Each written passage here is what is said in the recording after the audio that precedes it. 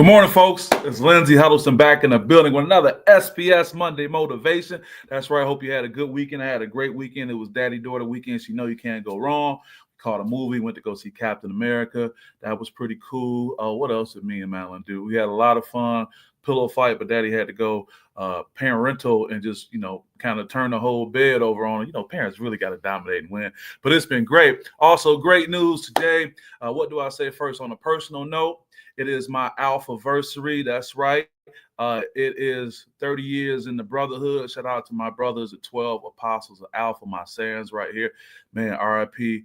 Mongo, rest in peace, brother. But look at these guys, man. That's when you can see our necks, and we all then grew up and all that type of stuff. Who we got right here? We got Michelle, me Walker. She knows about celebrating those anniversaries. Shout out to DST in the building. Michelle, representing for our folks. Yeah, Michelle, 30 years ago, I was over here on the east side. But we was coming into the brotherhood, crossing those burning sands. So I look forward to catching up with my guys. I already got some email texts already. But also, I'm got my brother Aaron Mays in the building. Good morning, Aaron. How you doing, brother? I know you can appreciate everything that's going on with college sports and basketball. And speaking of that, today I'm coming to you guys from where am I at? I'm at the MGM Grand downtown Detroit, getting ready for the Horatio Williams Foundation annual coaches clinic. Man, we got some great things happening today. It's going to be a great lineup of individuals who are going to be here today, and they've been showing us so much love already at the MGM Grand. I want to shout out a few people. Well, I did shout out a few people throughout the protocol. And this is what we got going on today, the Coaches Forum. Shout out to my guy Greg Kelso will be in the building. A number of coaches coming in. It's going to be a great presentation. We got some great surprises for you guys too. I'm looking forward to that. So now that we got the housekeeping out of the way, let's get to the business at hand. What is today's Monday motivation? It is silent ministry. Silent ministry. And we're here to say silence is not absence. I know Lindsey, you've been kind of biblical lately too, but this Monday motivation's kind of been building up over time. And there have been three individuals that's impacted me being able to come and present today.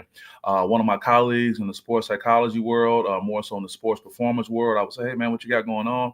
He said, oh yeah, my father-in-law passed, and we got to go there. And he's such a great guy. And we start talking, and I just remember the story of Job, and how people sat in silence, was there to support him. And then there was another instance where moving to something different. Got Kevin Marshall in the building. Good morning, Kevin. Hope you're doing good. He says, good morning, my brother. I hope this message lands well. I know you'll probably be able to appreciate some aspects of this. Got Tino. Did you do some stepping? Yes, I did. You're down the street from my hood, Corktown in the building. Throw it up for Tino and Corktown. We did a lot of stepping, brother. Now, 2025, me stepping? Nah, man, it's going to be a little bit easy. It's be the smooth step. We won't be doing what we was doing before. But, we can get down with it, but I'll let them young guys do that. But, I was three individuals that impacted what was going on. It was a colleague who said, yeah, my father-in-law passed, and we started talking. He introduced the term silent ministry to me when I mentioned Job, because we both agreed that's like our favorite books in the Bible, how people can be there in silence. And one of the young ladies that we were working with talked about, hey, sometimes I just need my teammates just to kind of just be here to support me because I'm going through a lot. And I said, hey, there's another opportunity. And then more on a sadder note, and I won't disclose too much because this is personal, but someone who had lost their son tragically. And he had a recent post not too long ago. And he said, man, I'm tired of y'all telling me what to do. You don't know what it's like losing a son. He said, unless you lost a loved one, don't talk to me with that. And I immediately could connect because my mom losing my brother, her oldest child, Sean, may he rest in peace. Shout out to Huddy Boo. She was able to relate to people differently with that. And also shout out to another special person in my world, Thelma Gardner. Miss Gardner, everyone knows from McKinney, and lost her son, one of my best guys ever growing up, Chet Gardner. So it's different. So let's talk about this silent ministry, folks, and how it can be applicable to our lives, not necessarily just in tragedy, but in a number of ways. So support doesn't always need words, and that's tough because we are a very loquacious society. We talk a lot. We want to share. We feel that we have to fill the void with those pregnant pauses, like that uncomfortable feeling when there's no words being used. And today we will go talk about the power of just presence, being present somewhere, and how you can be somewhere and not necessarily use words and have an impact. Also, sometimes the strongest support we can give doesn't come in the form of a speech or a solution. It comes in showing up, being present, and letting someone know you're not alone. That's tough because we always want to say, hey, this is what you should do, or you should do this. But can you just show up and say, sometimes and there's no words. No words can communicate the biggest point, right? This is what's called silent ministry. And I thought this was an interesting concept, and I'm so glad I got introduced to it. Michelle says, silence can and is gold. Michelle, you always come with something that need to be on the t-shirt. Things we've known about, but how applicable is that?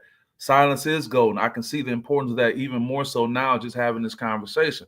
Silence is golden. We always feel we have to fill the room with words, and that's not always the case, And like I said, whether it's standing by a teammate who's struggling, offering a reassuring nod in a tough moment, or simply being steady, positive presence in the room, these silent actions speak volumes. Just showing up. Think about the unfortunate case of a funeral scenario when you go and you see that family on the front row. What can you say other than my condolences? But sometimes it's so much going on. All they can do is say, oh, Michelle showed up. Tino was here. Oh, my brother Kevin, I got to see him. Aaron, oh, I did see Aaron. Like, okay. And it's not for them to come and give you a long speech about anything.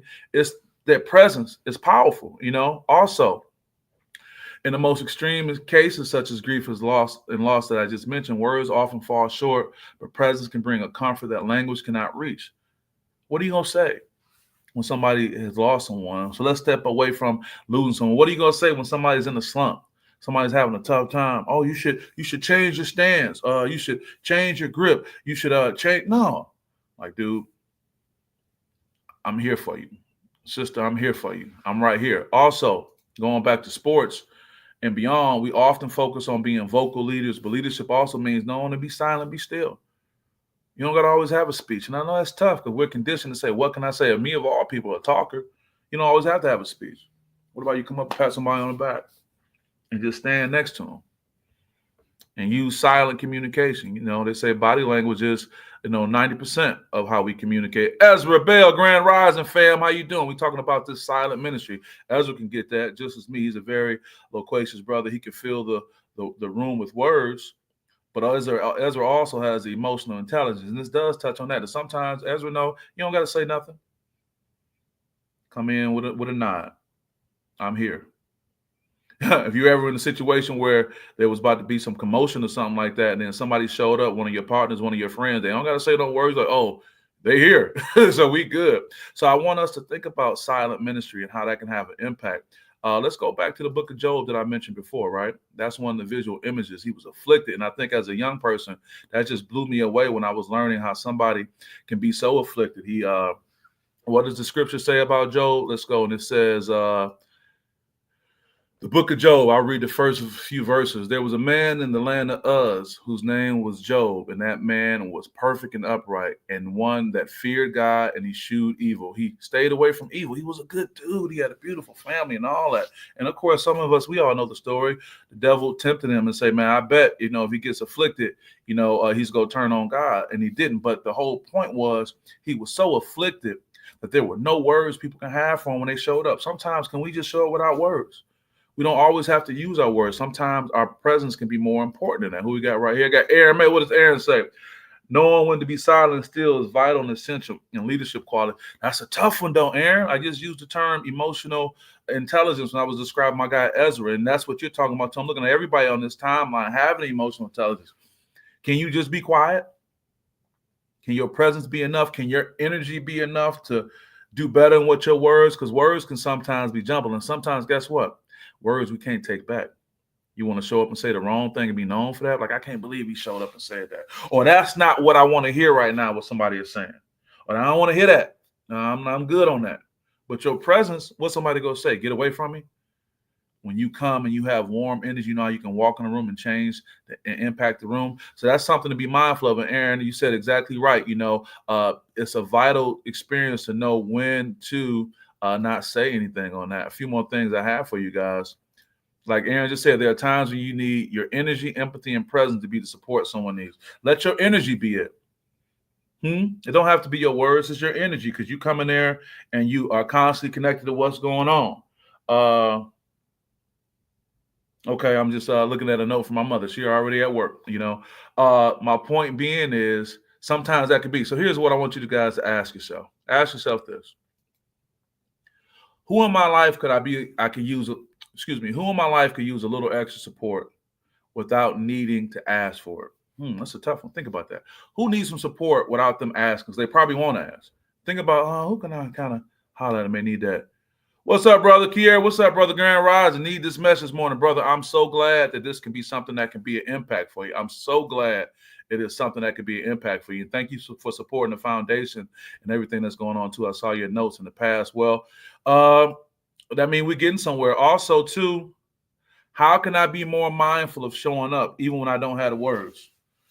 Again, I speak for a living. My Letterman jacket said the motivator, and I'm always talking about how can I just work on just showing up and being present?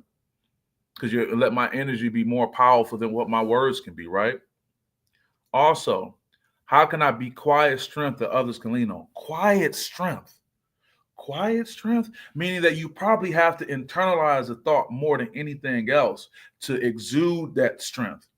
So you're quietly internalizing what's going on. I want to be there for my guy. I want to look out for my girl because you're really thinking about it. You're praying on it. So it's in you. It's on you. And you can show up for them. How can you be that? Also, be the quiet strength that others can lean on. What can you do to be that? That's what I want to leave you guys in. What can you do to be the quiet strength others can lean on? My brother Kevin Marsh said, great topic. I appreciate you saying that. I know you have experienced so many things that can relate to that. But this is on my heart. And I said it was 3 individuals in the making, separate individuals that I've come in contact with. And I think it was a message worth sharing. Hey, we can do that. We can be that. Let's focus on our silent ministry. Okay. We all don't have the words. And sometimes the words don't always fall at the right time. Somebody can say, why did you say that? Well, send this to my sayings. This is good. This is in celebration of my alpha anniversary. My saying, Stephen Banks, I've known since high school. Oh my God. College days and still to this day. My God, right? When our brother Mongo passed, shout out to Mongo. Let me go back and put up the picture again as I wrap up, right? Where is Mongo at? Mongo, you see I'm in the middle, and then you see Dion has the A5A hat that would probably be to over my left shoulder, and Mongo standing right next to him. And then Steve is down on the right corner by himself. That's Stephen Banks. I'm going to send this to Steve. At Mongo's funeral, we all had our eyes closed and say, hey, tell a story to reflect on your experiences with Mongo, right? And we all got our eyes closed, and Steve could say, yeah, well, we used to work at the at the gas station. Somebody came in and was shooting, pow, pow, pow. Now you may say that's kind of wild, but Mongo died. Mongo was killed. He got shot. That's how he died. So that was a time when Steve needed some silent ministry going forward. So there's an example. You don't always have to use words. And if I could shout out people in my life today and use it as an example, like to this day, Steve, that's when you needed your silent ministry, brother. But I'm happy to be able to shout you out. I'm happy for everybody checking in. Got a comment right here. Ezra saying, shout out to Mongo. Ezra know what's up. And you know how Steve get down too. Hey, guys, we're going to have a great day, not just because Lindsay Huddleston and the 12 Apostles of Alphas are celebrating 30 years, not just because of the Horatio Williams Foundation. It's because you got up this morning and you have an opportunity to be great in whatever you do. I don't want you to worry about what was going on over the weekend. I don't want you to worry about what's coming down the pipe. It's all about today. Work on your silent ministry today. Walk around and seeing how you can just give a nod and a pat on the back and how you can be something for somebody. And it doesn't always take words. And somebody say, man, what's up? What's going on? Hey, I'm just here to support you. Okay. So with that being said, guys, I want you to go and have a great day, have a great week, have a great month, have a great year, and have a great life. Life is good because we have it here. And whatever challenge you have, it can be overcome. And I just appreciate you guys. So with that, I'm going to let you go. Talk to you later and see you next time. Peace.